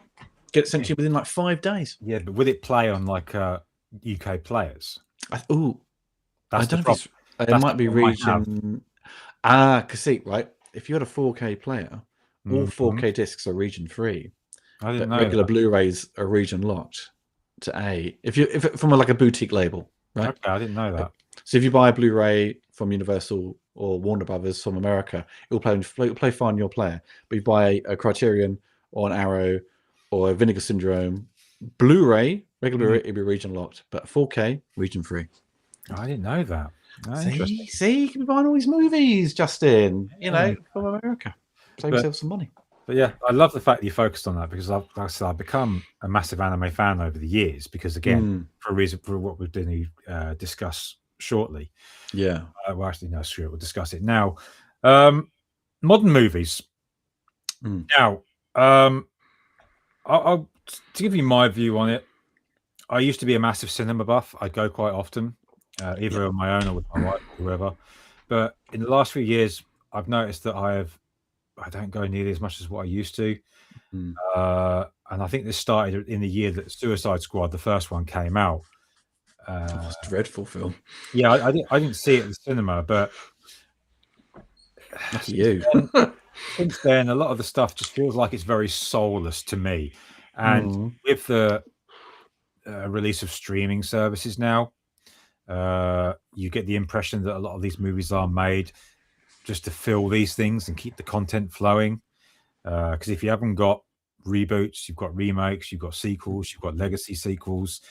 countless adaptations. I mean, today I saw Mortal Kombat 2 with my wife, and we enjoyed it. But in January, I saw Return to Silent Hill, and I left that screening thinking, what the hell? But I have next to no motivation to go to the cinema now unless I really want to see something. What do you think of the whole thing? Yeah, okay. So there's still brilliant movies coming out. Project Hail Mary. Yeah. One is fantastic. I thought it was a fantastic film. But there is, I'm in a situation where I review movies. I'm picky about what I review because ultimately, if you cover every movie that comes out, not everyone's interested. Who subscribe to a channel, they're going to watch it. So you pick something that is kind of in tune with what your audience expect. So I pick those movies, but it doesn't mean I don't go to cinema to watch stuff I'm not going to review. I still, but the last 6 months there hasn't been much out that has really interested me. No, I'm no longer an Odeon membership thing. I kept it going during COVID to support the cinema, but once it kind of expired, I was like, because of the COVID, and then we had a writer's strike, there was these kind of huge, big delays of releases, right? So there would just end up nothing much coming out on a Friday, or just re-releasing a film. Like, oh, you can watch Back to the Future at the cinema. I'm like, well, I saw that. Yeah, but the projector at that cinema is 2K projector, and it's old and shit, digital projector. Which when I was talking about being a projectionist, once I saw digital projection 2K, it didn't compare to 35mm film. So if that cinema's got a 4K projector or still got a 35mm, I'll probably go see it. But I can sit at home, watch Back to the Future in 4K on my home cinema. So, no incentive there. Yeah. But there's a lot of good movies I kind of missed at cinema. But I understand your beef, and there's definitely a sort of trend of, like, I don't know, definitely the remakes and sequels. And if you're someone who generally consumes the big franchise pictures, you will be sort of becoming sort of disillusioned, disinterested, because it is just the same thing over and over again. And it's often the more quirky indie movies or kind of smaller films that are the ones to watch, but they don't often get the attention. Well, it's also one I have is the overly long films. Oh yeah, bum-numbing long films. Yeah, because I watched the first Avatar in the cinema with my wife. We watched it in 3D. Because it was a novelty, wasn't it? It was it was amazing in 3D because it was. When there was dust on the sort of kicking up the screen, my wife instinctively went in front of her. But then Avatar 2 comes out, and the first thing I see is 3.5 hours long. I think, nah, fuck that, I'll watch it at home. Yeah. But then when it came on streaming, I weren't interested. And it's the same thing with the third one. Did you see the third one? No, weren't interested. I didn't go. And then you've got movies like Mickey 17, and which, while not long, along with One Battle After Another, which was long. That was long. And did you see Kill of the Flower Moons? Did you see that at cinema? Scorsese film. No, that was bloody long. It's bladder busting long. I can't. I don't want to miss stuff, but you do have to go for a pee. And they used to have intermissions years ago. And when I was a projectionist, Bollywood films would always have an intermission. That was the rule. Yeah. But we have to sit through these. If you've got adverts and trailers, if you got there on time, 4 o'clock showing, whatever, half an hour of that, and then you've got a 3.5 hour movie. It's 4 hours. You've got to sit there holding and you've got this liter of Coke you bought or something, you got to go for a pee.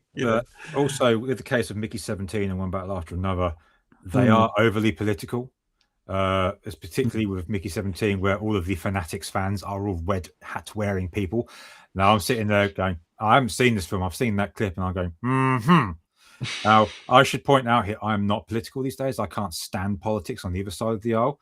But if I can see it, and it's, let's say, rather... Are you saying it's kind of more on the nose with its kind It's too on the nose. Yeah. And especially with One Battle After Another, which, to be fair to it, was filmed before the Charlie Kirk assassination. I think releasing it when they did was a little bit insensitive, regardless of how you feel about the guy. But it's just stuff like that that's made me think, I'm not interested in this stuff anymore because it's not for me. And then you add on top of that the actors that are on social media, and they behave like a bunch of tits to the point where it's like, you are really unlikable. Why would I want to see something you're in if this is how you behave? What's your take on stuff like that? In terms of the politics, I don't mind the politics being in, but often the case I like films that have politics in them, but it's often the case these are films that are discussing politics from 20, 30 years ago, where they've kind of got the whole picture of it all. Things like internet deals with like Watergate, things like that, or those sort of subject matters. But now, if it's a little bit obvious, I'm a little bit, that's a bit on the nose. I don't get too bent out of shape with it. But in the case of so what was the other question you asked? It was about the politics and the the actors. Yes. Sorry. So if I was in their shoes, I wouldn't talk about anything on social media. I'd just keep my mouth shut, because whatever you say, even though it had, you've worded it perfectly and it has great intentions, someone's always going to complain. It's always going to backfire. Yeah. Just shut up. And that's what I do. If every person I know who's a YouTuber, don't discuss politics or your feelings publicly, because it's, you, even though you want to say something, but it's just it will just eat you up as soon as you say something. So I'm just like, okay, I'll just talk to my friends and family about stuff. But it's difficult to, when an actor comes out and says something it's completely the opposite of what you thought they were as a person. It's a bit of a shock. It's a bit like the guy who played Shazam. He's kind of destroyed his own career by spouting stuff on social media. It's like, he's a good actor, and he's kind of just, he's basically crippled his own career. Because he's very much on the right, but I find the folks that are on the left to be a lot worse, because one that I remember, and I'll preface this by saying Matthew McConaughey did mention this a long time ago, where he says, don't comment on this sort of stuff because you're alienating half your audience from the get-go. And the worst example for me was the guy, Billy Eichner, because he openly gay actor, and he directed, wrote, and co-starred in the film Bros, which was like the first major LGBT movie to come out from a studio. And I believe he said before it came out, if you're a Republican, don't see my movie. And if you're a gay Republican, definitely don't see my movie because I consider you a traitor. The movie bombed, and he turned around and accused people of homophobia. And I thought, no, mate, you told half your audience to piss off. Yeah, it's kind of like, I think his agent or maybe the studio would say, please refrain from doing that, because it's just, the whole industry is making money. It's a business. That's its main goal as a thing. So if you're going to scupper your PR and marketing very early on, it's kind of, you shot yourself in the foot. Yeah, but it's noticeable. I'll finish on this, and you can add your final thoughts, that a lot of these actors now are starting to get the message to shut up, because Brie Larson was very, very about politics at the Mario Galaxy premiere. I think Charlize Theron's had to do the same thing with her latest movie that's come out. Do you think they maybe are starting to realise the public don't want to hear this shit from them, or do you think it's going to maybe continue? I think it will continue, but with a little bit more restraint, I think. But then it's unfortunate that they can't express themselves. Everyone wants to. The public want to express themselves, and and give them the whole actually attitude all the time. So it's like social media brings out the worst in everyone. Oh God, yeah. So it's it's like back in the day, it was Vox Pops, right?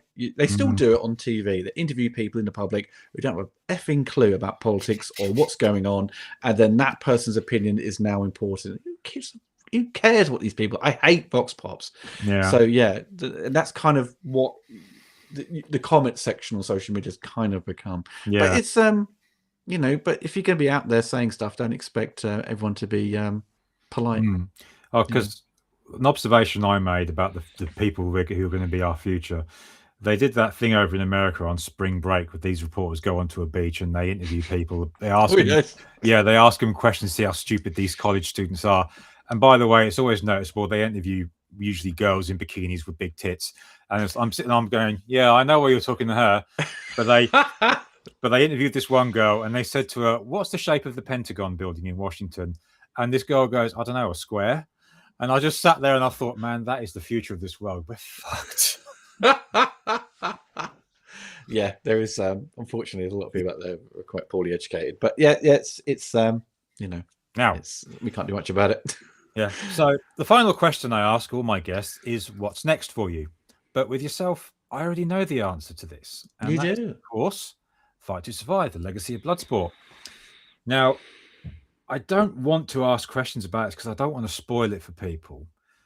But I'll, how do I say this?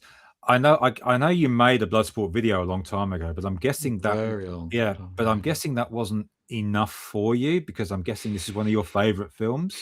Yeah, because obviously from what it says here, of a goal of £50,000, you made 53,601. So I've got two questions. You don't have to answer the second one if you don't want to. Okay. So the first one was, how did this come about? Okay, so basically, during the course of making the untold story of No Retreat, No Surrender, the question kept popping up within the production team and people, who were interested in the project, saying, "What are you going to do next?" And it seemed somewhat. Well, I mean, the Bloodsport had been mentioned a number of times. I debated with my co-director Chris Stratton about potentially doing Highlander, and I'd always wanted to do Masters of the Universe, the movie. Not, that would also cover the cartoon, but mainly the movie. But Bloodsport, because of the crossover and we already knew a lot of the players involved in Bloodsport, it kind of made the process quite simple to sort of continue with moving forward to Bloodsport. And the producer was very much like, he was very keen. I love Bloodsport. I've been asked if it's in my top 10 favorite movies. I don't know. It's well, maybe in martial arts movies it's in the top 10, but in terms of personal favorites, I've seen so many films over the years, but we all have like thousands of films. It'd be I never like doing lists that much, but I'd always say to people, my favorite film is still Superman the movie. But yeah, Bloodsport came about. It's very, very simple, really. We just went from one project to the other, and the producer had already made a start on excuse me, Bloodsport behind the scenes, so it was quite a natural fit for us. Okay, all right. So this question is purely optional. Were you able to speak with Van Damme? The producer did on the phone for an hour. I don't know how long it was, but he got hold of Jean-Claude's number. Jean-Claude now lives in Hong Kong. I think he lived there for quite a while. And the producer Sean David said Van Damme was keen to do it. He basically told us his fee. We got to something a bit more reasonable. Still very expensive. And we were going to do it, interview him, but he's contractually obligated to not do any documentaries until because he's got something else coming out from I believe Paramount Pictures, but I don't know. I'm not seeing anything being announced, you see, with that documentary. I think it's about his career, very much in the vein of Arnold and Stallone had done theirs for Netflix. It's to be for Paramount, but again, I've not heard any news about it. So if something happens in a year's time that comes out, then he can talk to us, but we'll see where we are financially at that point. Okay, then. All right. So, as always with these shows, I like to end with the Pivo questionnaire, which is my ode to Inside the Actors Studio and the late great James Lipton. So, didn't he create the Thundercats tune or wrote the Thundercats tune? I don't know. I've never known that. Oh, okay. But anyway, Oliver, what is your favourite word? My favourite word.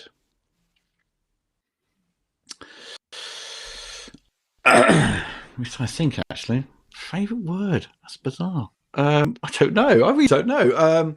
Favourite word is going to be donut. Okay. What is your least favourite word? Oh God. Flesh. I hate the word flesh. Okay. What turns you on? Can be anything. Can be anything.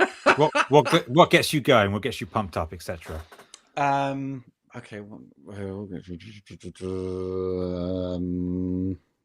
Gets me pumped. Waking up and feeling I've had a good night's sleep. I think probably. Fair It's enough. not really a turn on though. No, fair enough. What turns you off?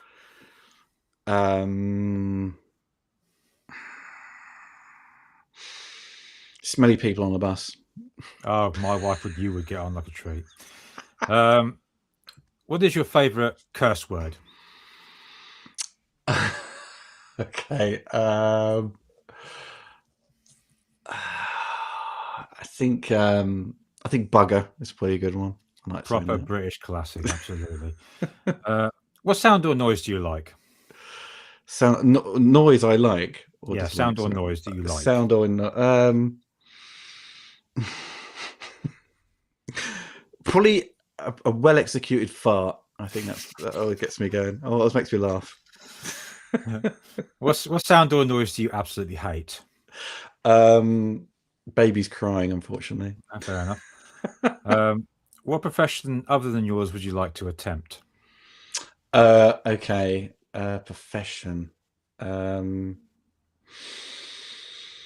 I would probably like to do like design movie posters. That would be fun. Oh, excellent. Yeah.